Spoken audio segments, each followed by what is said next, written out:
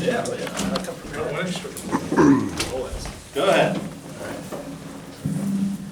Roy, what have you done this week to focus on the shooting issue that's been plaguing you guys of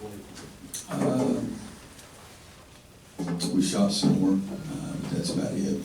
Talked to them on the bus, where we played that last game over Virginia Tech. And I told them I wanted them to focus on the proper way to shoot the balls, thinking technique, don't think result. So you're supposed to play golf, think technique, not thinking, well, if I don't make this putt, I've lost the US Open kind of crap. And so we talked about that, which I've told them forever. On free throws, you have time to have a checkpoint then, and think of that checkpoint. Don't think I've got to make this free throw or 21,750 people don't say I choked. And so talked about that a little bit, and then I can't remember our schedule, guys. The schedule's been so ridiculous. I can't remember what the crap day it is, but we gave them. We played Sunday, and we practiced Monday. We gave them Tuesday off. We came in and did running shooting on Wednesday, and had a full practice yesterday. We've done some shooting drills that we've done a lot this year anyway. But I tried to get them to understand 3 games ago we were #1 in the ACC in field goal percentage, and we're top 10 in the country. Now, were we that good for what we played? So we played 20. Okay, we played. So for 17 games, did we fool everybody for 17 games, or are we fooling people now? You know, so, but again, I'm not told you guys before. Everybody thinks this year I can really coach free throws, and I haven't done one blessed thing different than I did last year. Nobody thought I could teach free throws. So I know you've joked sometimes about breaking out the wigs and the incense and the crystal balls and this and that, but have you ever done anything weird or wacky to kind of... I've done a lot of things weird and wacky. Yeah, just that skinny player, they tell you that. But no, I think you know, again, the more you talk about it and worry about things like that, the worse it gets. And yeah, some of you play golf and some of you don't, but you look at old guys, it'll be interesting to see how many of them put them away, but a lot of old guys used long putters. And there's a reason, because you get the yips, and that's what shooting is. If you start worrying about everything, you can't throw in the ocean from the sand. I don't know that I've ever had a team go through 3 games like this, but you know, for 17 games we shot 50%, so I don't think I got it done that quickly. It's just something you got to fight through and take care of. How much can the fundamentals of their shooting be affected by maybe a drop in confidence, if at all? I think you can. But we do form shooting every single day. 28 years, probably 2,800 practices. We do form shooting. So first thing we do, we walk on the court every day, other than stretching. And I'll do that to the day I die. We shoot the ball against the backboard. And watch the spin, watch your follow through, the whole bit. And we do that all the time, but there's no question that confidence is huge in probably every athletic event, probably more so in shooting and golf and kicking a football. You know, the guy made, 536 straight extra points and he missed one. You know, so there's no way that his confidence made him miss that one. You know, if he made pretty close, 536, I think I read that somewhere. So he was not, he didn't have a loss of confidence that made him miss. You know, if he misses 10 out of 12, then you got a big thing there even for a kicker. But I think it affects it. But the only thing you need to do is see it go in a few times. You see it go in, and all of a sudden you're confident again. Coach, do you, with Boston College being limited, do you need to see your team really take it to them tomorrow in terms of, you know, not playing down to the competition and just imposing their will? Mm-hmm. You know, we don't really talk exactly in those terms. I talk before the year, and I'll use Greensboro as an example because it's West and he'll understand. My goal at the start of the season was not to beat UNC Greensboro. My goal at the start of the season is not to win Saturday's January 30th game, regardless of who it is. My goal at the start of the season is for us to get better every day at practice and in every game to try to get better and to play as close to our potential as we can. So that's the way I've always been. And you know, we'll tell some guys, hey, this team's really good. Or we'll tell some teams we've played non-conference schedule in the past, guys, we're going to win the game, but let's get better while we win the game. And so, and then when you get in the ACC, you don't usually have that kind of conversation at all because it's the ACC now. Steve just told me outside about them having 2 more players go down, and so I haven't even had time to, seriously, 50 feet out there is the first I've heard that, so we won't even talk about that. We'll say, hey, this guy's probably not gonna start since he's got a broken wrist, you know, and, you know, we'll talk about playing to our standards and trying to improve and see if we can do what we want to do better. Roy, the team's averaging 10.5 turnovers per game. Steve did some in-depth research and found that, Steve? It wasn't me, actually. Somebody sent it to me. but if you go back to 82, which is when turnovers started being counted, this is the lowest UNC has had. What's been the key in keeping turnovers down? Should I use the word that Wanda doesn't really like, or something about you that really ticks me off? We'll go out there and turn it over 20 times tomorrow. You're gonna go outside and you'll have 4 flat tires. And the suckers talked about what a great shooting team they were about 3 weeks ago, and now what the hell are we talking about? You look at it, and it's our personnel probably has a lot to do with it, because we have 2-point guards. We play a 3rd point guard, and sometimes we've played 3-point guards together. We have not necessarily some risk takers in the other guys. We have some carelessness, you know. Theo will get careless with it at times, but we don't have the risk takers, the high reward, high gray hairs on the top of the coach's head kind of play that JP would make. And so it's, when you look at the personnel, that has a lot to do with it. We've always tried to not turn the ball over. I always say, get a shot. I've had teams before that I've gone to the center line and thrown it underhanded, and I can make 1 or 2. You know, it may take me a little while, but I can make some. So if I get a shot, I've got a chance to win. If you turn the ball over, you have no chance. And so we've always emphasized it, but I think this year just the nature of the lineup that we're putting out there is more to it than anything. Health-wise, is Joel the only thing that was kind of, and health-wise for your team, is Joel the only thing kind of worth monitoring, and has he been better? He'll go through practice today a little more than he did yesterday. Kennedy will go through practice a little today. He didn't do anything yesterday. He had a bug or something. He was throwing up and all kinds of stuff. So he didn't do anything in practice yesterday, but I've already gotten a report that he's better today, and we'll see how he does today. You mentioned kind of the ridiculousness, I think is the word you used for the schedule. I can't remember what word you used earlier, not knowing what day it is, just the long layoff, and how it's front-loaded with maybe the less competitive teams and back-loaded with the more difficult teams. You made that observation a time or two. What's your opinion just on the imbalance with the schedule? It's an issue that a lot of coaches have kind of brought up. Well, first of all, you know, I didn't know it was backloaded until we started the season, because you don't ever know who's going to be who, how teams are going to play. It also sounds like it's a negative slap towards those teams that we've already played. It's not intended to be that, but if you look at the standings, most of the teams that we're playing down the stretch are those guys in the top half of the standings. You know, it's weird to me. I'm sure I could have used that word ridiculousness, but you know, we had 6 games in 12 days. We had 4 games in 8 days.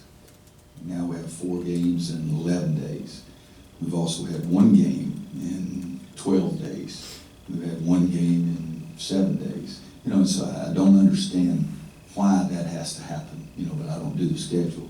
But it certainly is, it's not something that coaches, I shouldn't say coaches, it's not something that Coach Williams likes. And other coaches may like it, but that's not something that I like. I wish there was a way it could be more of you get in a routine of, okay, we play in the middle of the week and we play on the weekend. We play in the middle of the week and we play on the weekend. But again, I don't do the schedule. I don't know what all the problems are, but to me, it's been a heck of a lot more unusual, more weird, more ridiculous this year than I ever remember. How much, I guess, influence do you guys have as coaches when the league is putting that together? And do you have any kind of input into it at all? Or? About as much as that piece of paper right there.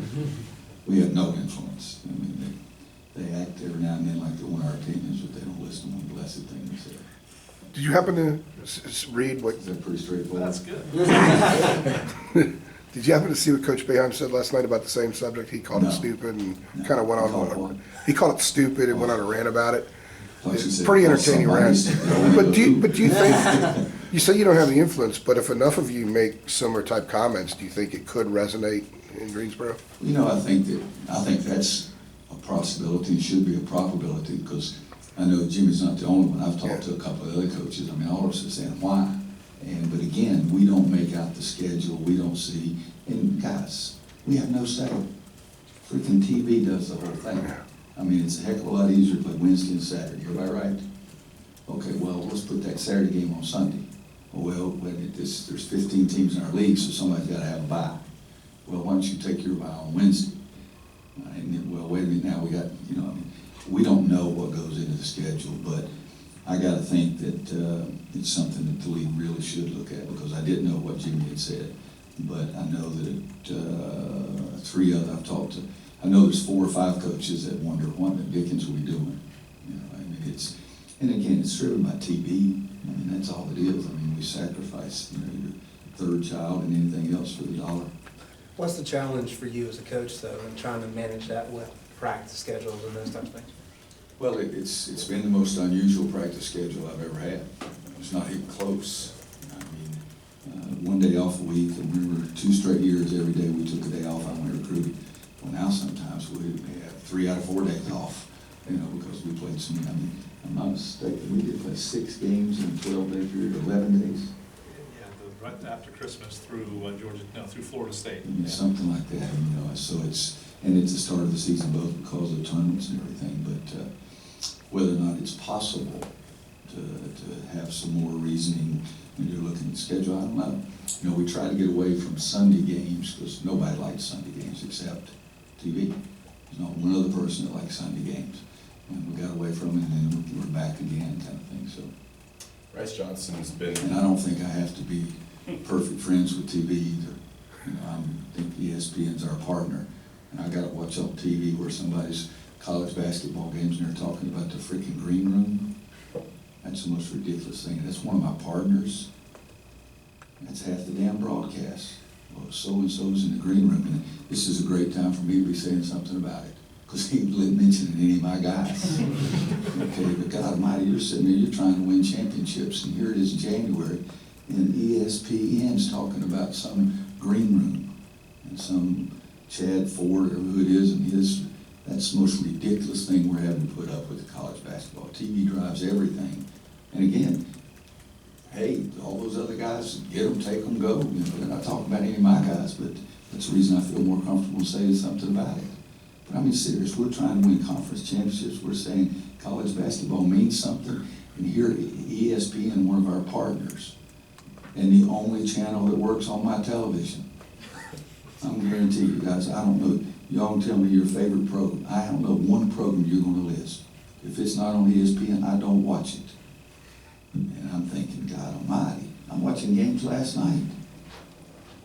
Green room. Damn, I was looking around, I saw Michigan State wearing some ugly green uniforms the other day, and I thought Tom had a great deal of power.